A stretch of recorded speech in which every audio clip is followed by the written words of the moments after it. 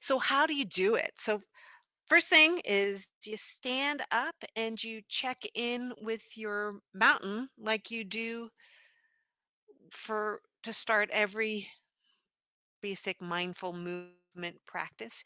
You see that everything's stacked. You really notice your connection to the ground. And then you notice your breathing, the sensation of your breath.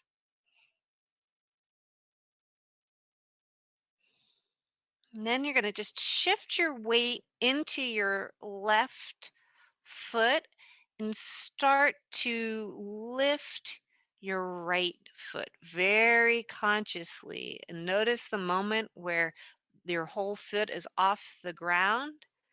And then just s- place it onto the ground in front of you and shift your weight into that foot, peeling the back foot up, noticing the point of liftoff, shifting again, and now into your left foot, noticing the distribution of weight between left and right, and then the shift, and keep moving, really focusing on the bottoms of your feet for our first little run. When you get to the end of your space, stand in mountain, maybe look around a little bit, focus on something beautiful or something blue. Take a breath or two. Notice your weight distribution and your connection with the ground.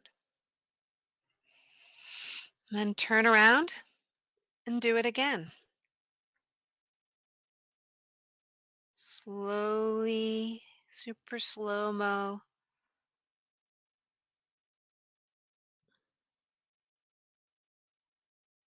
focusing on your connection to the ground, the shifting of weight.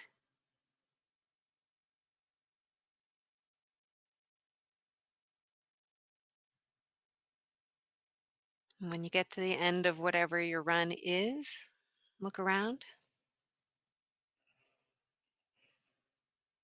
reconnect with the ground and your breath. And when you're ready, turn around.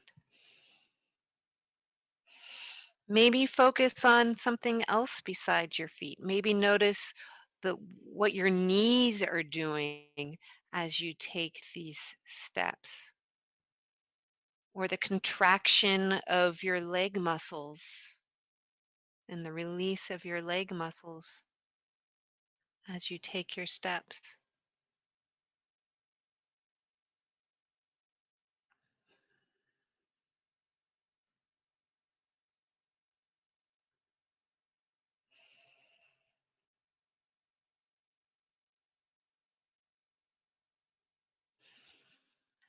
Maybe focus on the shifting of your hips. What are your hips doing?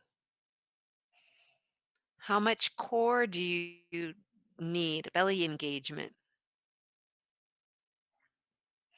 What are your shoulders doing? What is your jaw doing?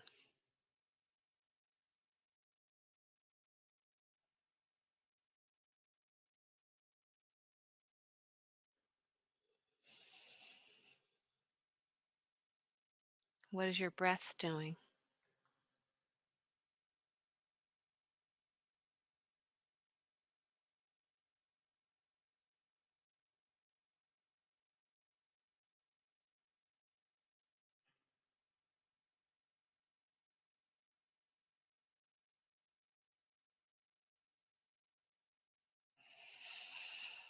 Go at your own pace.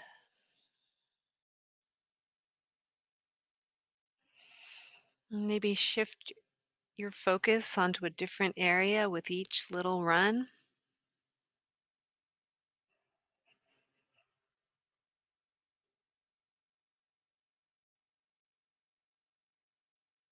Maybe find something different with each little pause.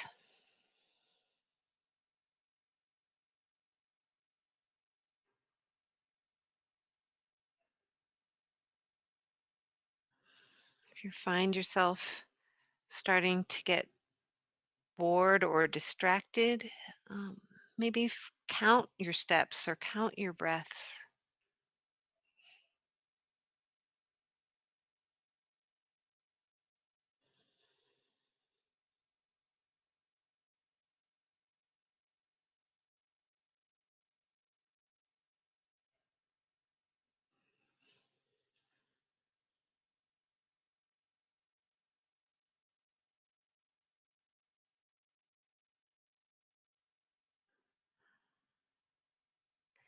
And to get your brain thinking a little bit differently at your next pause point,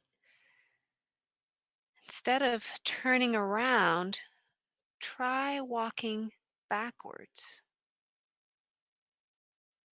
And notice how something that you've been doing for over a decade shifts as you are doing it in a totally, not normal way where you are forced to be more conscious of your movement.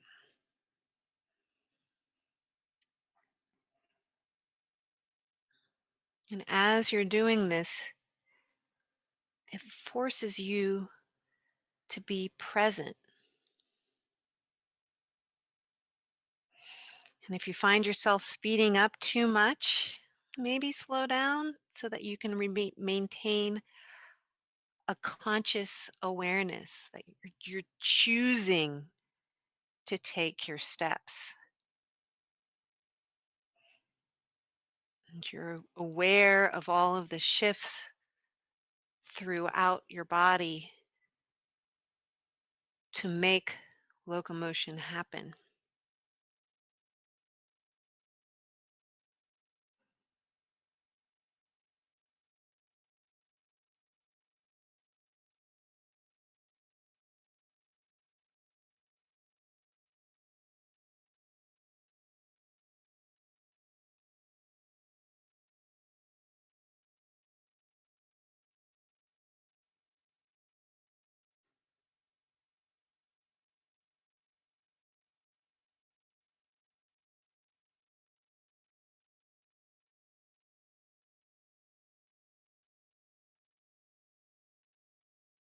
If you notice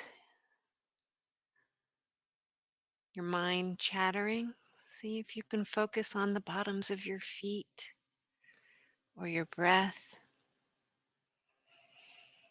Notice any emotions that arise.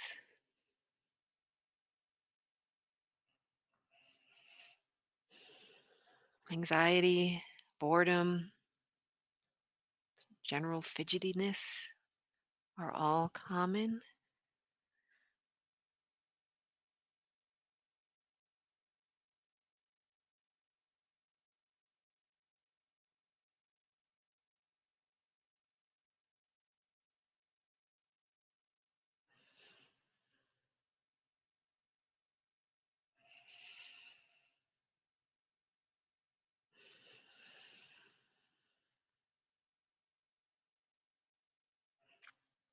Then do one more pass and we'll shift to a sit.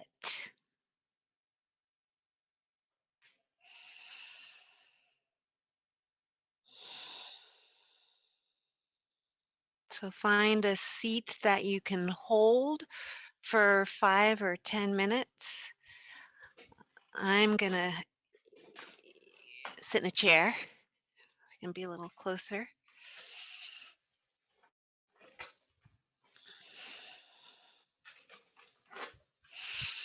So that's how You do a walking one of the options for doing a walking meditation where you're really focused on what's happening in your body. And sometimes that a little bit of movement allows you to then have a sitting practice, a formal sitting practice. So once you've found a stable and dignified position that you can hold,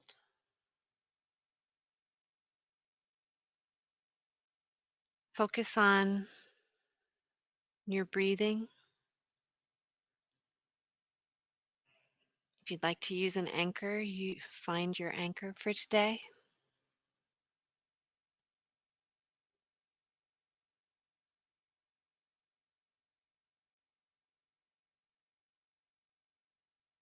And start to be aware of all of your senses. In terms of touch, notice your connection with the ground or whatever you're sitting on.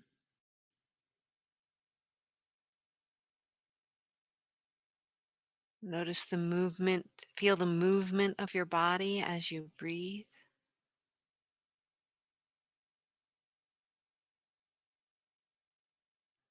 Notice where your hands are and any point where your arms are connected with the rest of your body.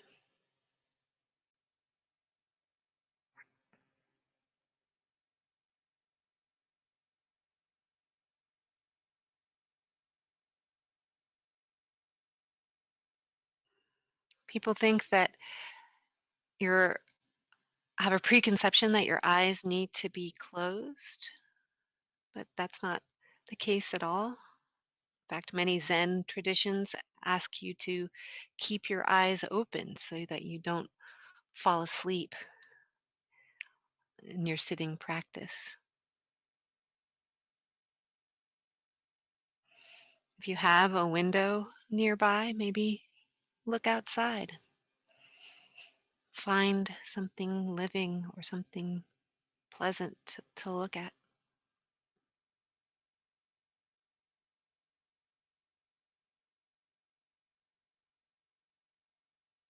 Sometimes people use a focal point, like a candle.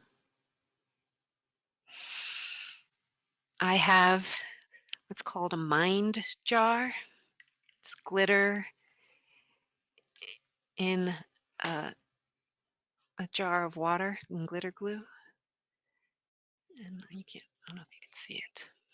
No, I'll do it.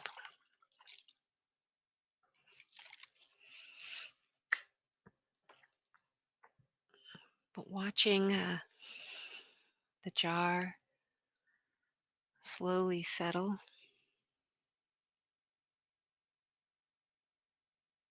is another option as a focal point for your sitting practice.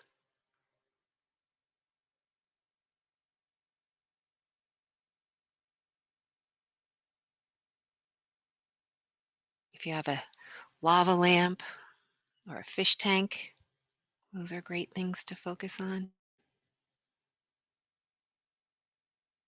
There's even apps and YouTube channels that will live stream fish tanks or aquariums. The California Academy of Sciences has one that I particularly like called Stingray, which is a live cam of their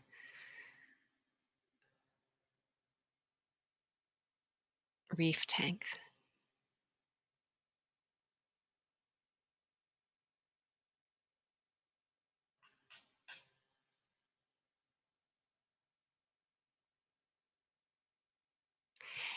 And while you're sitting there,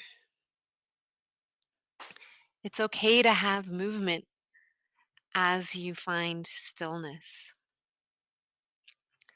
Some people choose to open and close their hands in the pattern of their breathing. You might try opening your hands on the inhale and closing your hands on the exhale.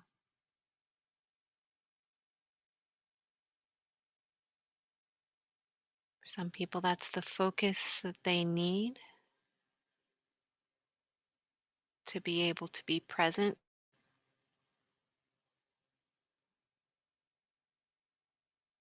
Something as simple as opening and closing your hands, particularly if you match it to your breath,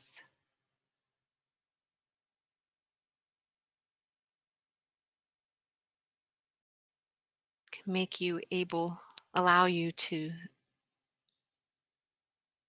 have a formal sitting practice.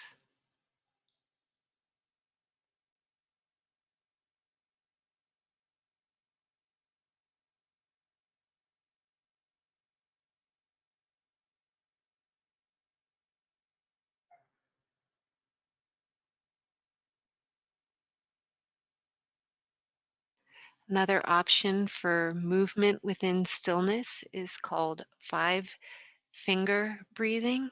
I'd like you to try that. That's basically using a finger to go up and down each finger of your hand. Inhale and go up a finger. Exhale, come down. Inhale, up. Exhale, down. Inhale, up. Exhale, down. Inhale, exhale. Do it again, but and put my hand down. This five finger breath combines the movement with a gentle, soothing touch, using more of your senses.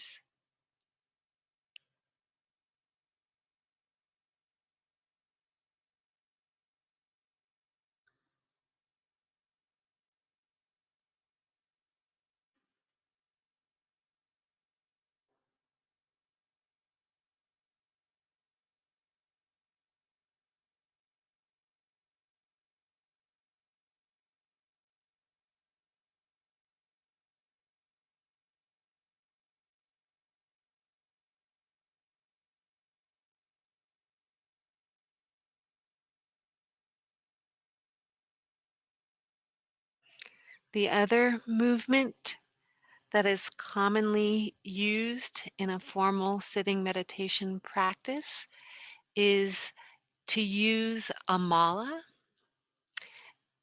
I have a wrist mala. Um, there could be the necklace mala. Similar to a rosary bead, it helps you keep track of either a mantra or your breaths, and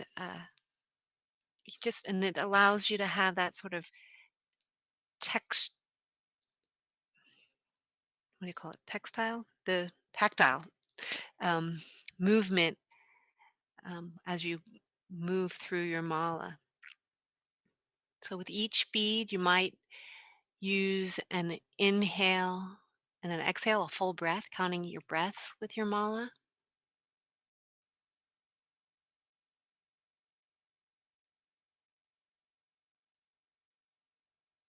Move to the next one when you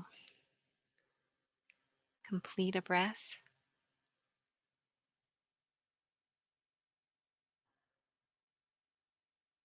Some people use malas or rosaries to count prayers or mantras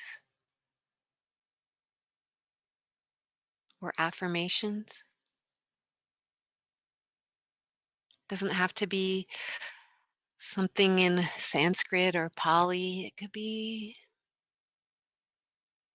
I am strong.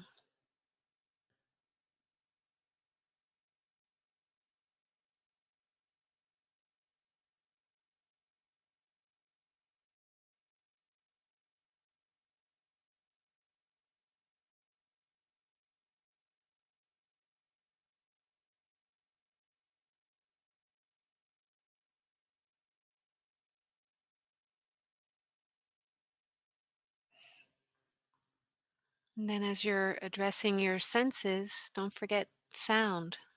What sounds do you hear in your room?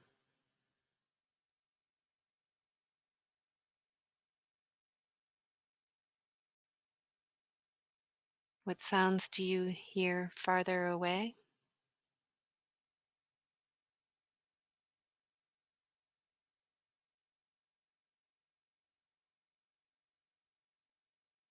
Some people prefer guided meditations.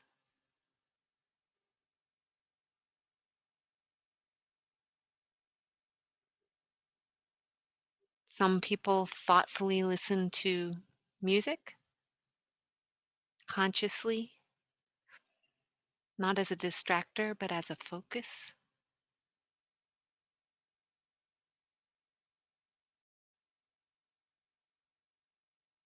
And some people sing or chant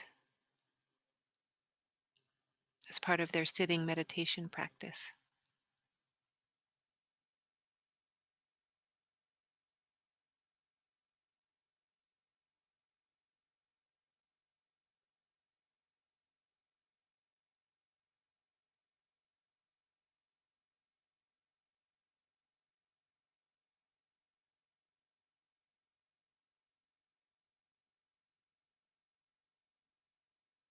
Take one more deep breath in. That was about 10 minutes of sitting meditation. Went by, I think, pretty fast. And I want us to do another walking meditation pattern. If you'd like to intersperse it with a walk and a sit, you can do that. But I want to give us a couple ground rules before I release you to do your own practice. If it's available to you, you are welcome to go outside. And I want to give you a couple hints about that. Um, when you're outside, you have more of an option to not just focus on what's happening in your body, but also in the environment around you. Some people call them awe walks, AWE, awe, because as you walk, hopefully you will find things to inspire you. Something little, something big. Watching an ant walk across a sidewalk or a bird, just hearing the wind in your neighborhood.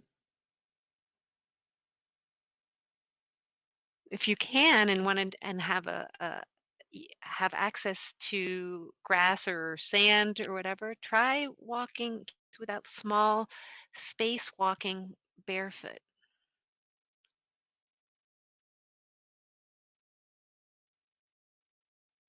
It's all about noticing what's happening with your senses.